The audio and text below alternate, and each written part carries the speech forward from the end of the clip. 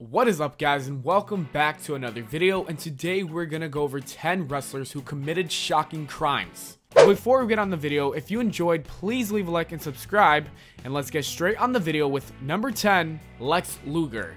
Lex Luger was charged with a misdemeanor count of battery after the police found his girlfriend at the time, Miss Elizabeth, with 2 bruised eyes, a bump on her lip, and a cut lip. He was then arrested for a few days with a DUI after he rear-ended another car. The police said that Lex Luger had slurred speech, bloodshot eyes, and that he was unable to find his license. When Luger did find his license, police found out that his license was suspended for not appearing in court 1 month earlier. Then a few weeks later, Miss Elizabeth died from an overdose, and Luger was arrested and charged with 13 felony counts of drug possession.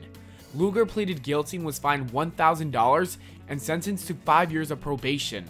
Number 9, Ric Flair. Back in March of 1996, Ric Flair let a 20-year-old woman drive his car while she was twice over the legal drinking limit.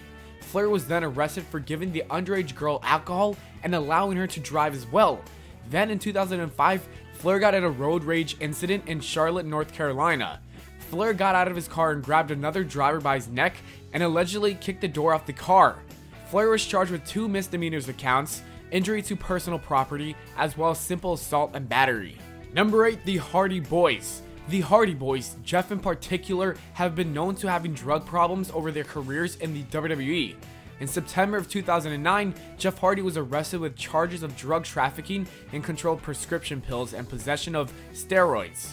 Jeff would plead guilty and serve a sentence of 10 days in jail, 30 months of probation, and a fine of $100,000. Matt Hardy was also arrested twice because of a DUI in August of 2011 and with drug charges in September of 2011 when police seized 20 vials of steroids, a lot of drugs, and $1,900. Number 7, Scott Steiner. In April of 1998, Scott Steiner threatened a Georgia Department of Transportation employee for not informing him that an exit ramp was closed. Steiner then hit the employee with his pickup truck. Steiner was arrested and was found guilty of aggravated assault and making terroristic threats, an act that can lead to a max of 30 years in prison. He was then sentenced to 10 days in a county jail, was placed on a 7-year probation, fined $25,000, and he was given 200 hours of community service. Number 6, New Jack. ECW legend New Jack was arrested in January of 1996 after a Smoky Mountain wrestling show. At the show, New Jack got into an altercation with a 14-year-old boy. When police tried breaking it up, New Jack began fighting them. New Jack later got arrested again during another show in 2004 when he stabbed his opponent, William Jason Lane, with a knife for going off script. He was almost arrested again in September of 2006 at the old ECW arena in Philadelphia when he was being abusive towards a staff member for bringing him 7-Up instead of Sprite. The worker did not press charges, but police did have to escort him out of the building. Number 5, Haku. In the 80s and early 90s, many wrestlers were told that their profession was fake and that would start up a fight with whoever did it. In 1989, Haku was one of those wrestlers to get into an altercation because of that reason. It happened at a bar in the Baltimore airport when a group of men told Haku that wrestling was fake. Haku got into a fight with the men and took it another step further when he bit the nose off of one of the guys involved in the fight. In a later interview, Haku said, "When I walk in and you tell me it's fake, I'll show you how fake the business is. Whether I take your teeth out or take your eyeballs off or whatever it is in those days. Maybe they're going to kick my butt around, but watch it. I'm coming back and finding you." Number 4, Stone Cold Steve Austin. In 2002, Stone Cold was arrested and charged with domestic abuse after his wife at the time, Deborah Marshall, told police officers that Austin beat her up on the head, back, and legs, and then left her in the house before police showed up. Marshall claims that Austin used steroids and that his actions were because of roid rage.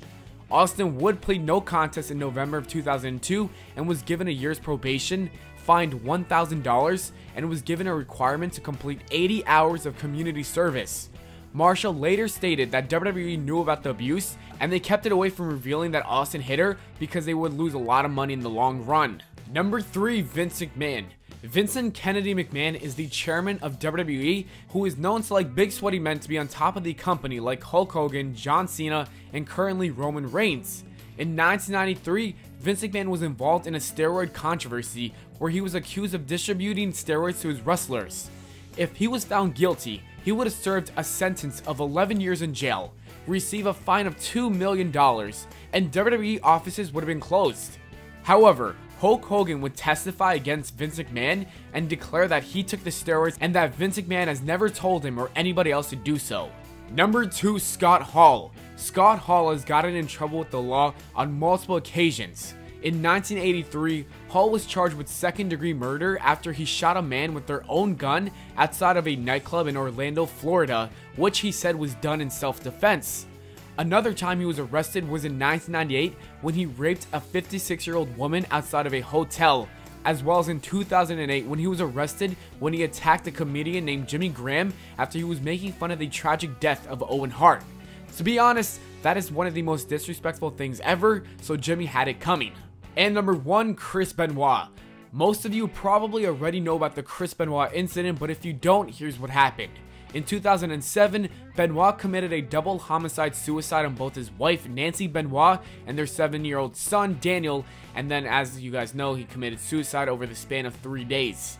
Benoit's actions have been blamed on many different reasons like brain damage, steroid abuse, and a failing marriage. Before the details of Benoit's death were made public, WWE made a tribute show for him, honoring everything he's done. After people learned that he killed his family and then himself, WWE began to remove Chris Benoit from history and would stop mentioning him ever again. As always, thanks for watching. I hope you all enjoyed. If you did, don't forget to leave a like and subscribe for more. Make sure to follow me on Twitter at Pllana. Check out my other channel, Official Life Facts, and I'll see you all later.